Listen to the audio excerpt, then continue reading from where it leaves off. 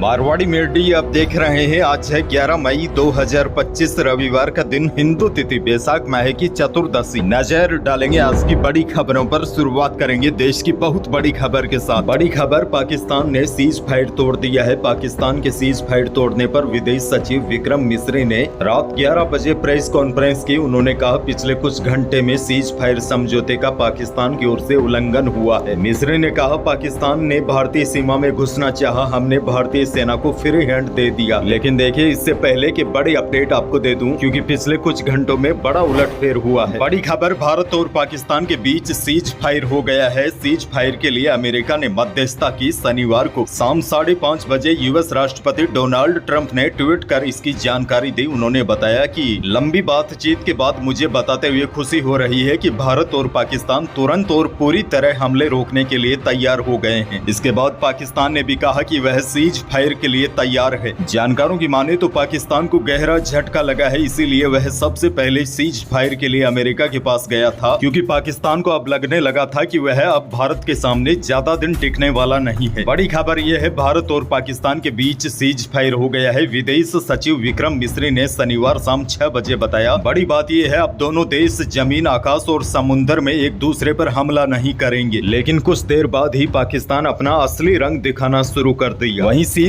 Fire के बाद colonel Sophia बोली पाकिस्तान के air defence system, radar system को बेकार कर दिया। एलओसी के पास पाकिस्तान भारी नुकसान पहुंचा है। पाकिस्तान की ऑफेंसिव और डिफेंसिव कैपेबिलिटी को नष्ट कर दिया गया। उन्होंने कहा, मैं फिर से इस बात को दोहराना चाहूंगी, इंडियन आर्म्ड फोर्सेस पूरी तरीके से तैयार और सतर्क है। भारत की संप्रभुता और अखंडता की रक्षा के लिए पूरी तरह से समर्पित है। अच्छा, बड़ी जानकारी आपको यह भी दे दूं, भारत ने सिंधु जल संधि को लेकर अपना रुख स्पष्ट कर दिया है। देश की ओर से यह साफ कर दिया गया है कि इस संधि को रद्द करने का फैसला बरकरार रखा जाएगा। सरकार ने साफ कहा है कि राष्ट्रीय हितों और जल सुरक्षा के मुद्दे पर कोई भी लापरवाही नहीं बरती जाएगी। एक और बहुत बड़ी खबर, भारत ने 7 मई को ऑपरेशन सिंदूर के तहत पाकिस्तान और पीओके में 100 से ज्यादा आतंकियों को मार गिराया था। न्यूज एजेंसी एएनआई की खुफिया एजेंसियों के हवाले से शनिवार को इनमें से 5 आतंकियों की लिस्ट जारी की गई। इनके नाम अब्बू जुंदाल, हाफिज मोहम्मद, जमील मोहम्मद, यूसुफ अजहर, मोहम्मद सलीम, घोसी साहब और मोहम्मद हसन खान है। बड़ी जानकारी आपको दे दूं, यूसुफ कंदार हाईजैक का मास्टरमाइंड और जुंदाल मुंबई हमले में शामिल था। एक और बड़ी खबर, भारतीय रक्षा मंत्रालय और विदेश मंत्रालय ने शनिवार सुबह 10:30 बजे शुक्रवार देर रात पाकिस्तान के खिलाफ की गई कार्रवाई की जानकारी दी।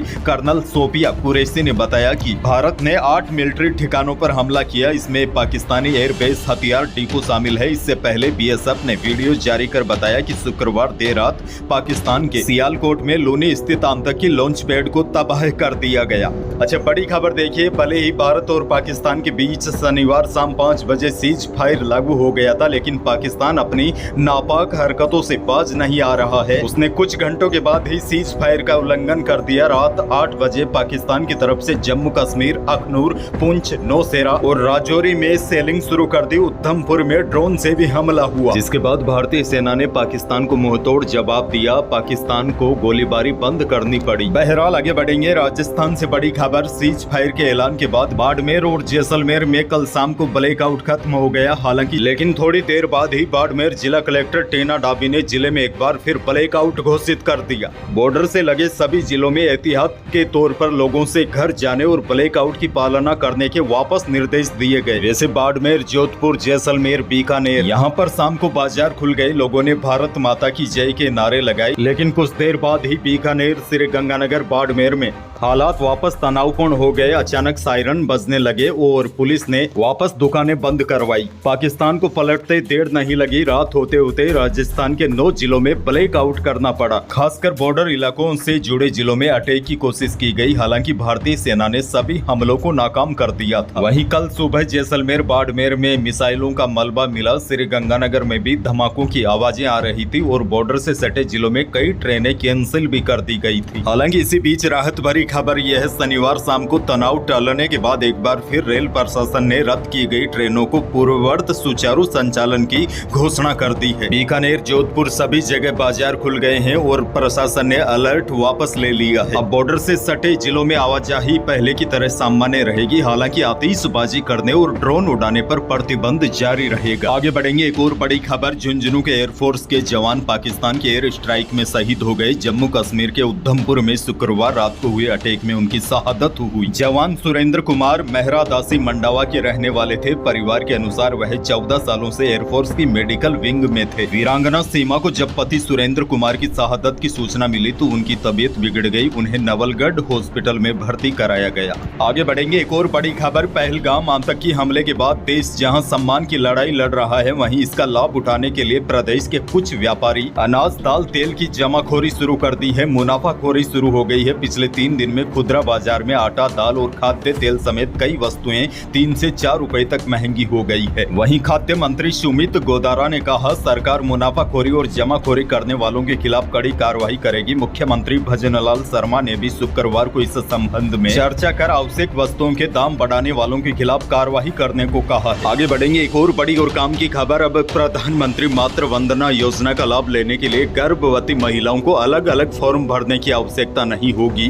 दरअसल दस्तावेजों की कमी या जानकारी देने में गलती के कारण जो महिलाएं योजना से वंचित रह जाती है, उन्हें अब सीधा फायदा होगा। वैसे आपको बता दूं, प्रधानमंत्री मातृ वंदना योजना के तहत एक महिला को पहले 2 जीवित संतानों के लिए मातृत्व लाभ प्रदान किया जाता है, बशर्ते दूसरी संतान लड़की और पहली संतान के लिए भी 2 किस्तों में 6500 रुपए का मातृत्व लाभ प्रदान किया जाता है। राहत की बात यह है, अब दूसरी डिलीवरी पर बिना फॉर्म भरे ही 6000 रुपए मिलेंगे। PCTS पोर्टल को मातृ वंदना से जोड़ा जाएगा ताकि दूसरी डिलीवरी पर बिना कोई फॉर्म भरे ही पैसे आसानी से मिल जाएंगे। एक और बड़ी खबर, भारत और पाकिस्तान के बीच चल रहे तनाव के बीच सोने और चांदी के भाव भी आसमान छूने लगे थे। शनिवार को जयपुर सराफा बाजार में चांदी 700 रुपए बढ़कर 99,000 रुपए प्रति किलो रही। शुद्ध सोना भी 400 रुपए तेज होकर 99,500 रुपए प्रति 10 ग्राम रहा और जेवराती सोना भी 400 रुपए तेज होकर 92,600 रुपए प्रति 10 ग्राम रहा। जानकारों की माने तो अब भारत और पाकिस्तान के बीच तनाव कम होने लगा है। ऐसे में आने वाले दिनों में सोने के भाव में थोड़ी सी गिरावट देखने को मिल सकती है। खैर आगे बढ़ेंगे, मौसम को लेकर बड़ी खबर, प्रदेश में पिछले कई दिनों से आंधी बारिश का दौर जारी है। शनिवार को भी प्रदेश के कई इलाकों में दोपहर के बाद अचानक मौसम बदला। कोटा, भरतपुर में बादल छाने के साथ बारिश हुई और सबसे बड़ी बात यह है, मौसम विभाग के अनुसार आज 11 मई को भी प्रदेश के 30 जिलों में आंधी बारिश की संभावना मौसम विभाग ने जताई है। मौसम विभाग के ताजा अपडेट के अनुसार आज यानी कि 11 मई को बाड़मेर, जोधपुर, जैसलमेर को छोड़कर प्रदेश के बाकी लगभग सभी जिलों में आंधी बारिश की संभावना है। आगे बढ़ेंगे, एक और बड़ी और काम की खबर, राजस्थान कर्मचारी चयन बोर्ड जल्द ही ग्रामीण विकास अधिकारी यानी कि VDO के 850 पदों पर भर्ती प्रक्रिया शुरू करने जा रही है। बोर्ड के अध्यक्ष आलोक राज ने बताया कि मई महीने के अंतिम सप्ताह में भर्ती विज्ञप्ति जारी कर दी जाएगी, जिसके बाद जून के प्रथम सप्ताह में आवेदन प्रक्रिया भी शुरू होगी। तो यही थी प्रदेश और देश की आज की बड़ी और महत्वपूर्ण खबरें। वीडियो को लाइक करना बिल्कुल न भूलिए और चैनल पर नए हैं तो सब्सक्राइब जरूर कीजिए ताकि आप अपडेट रहे बड़ी और काम की खबरों से। धन्यवाद।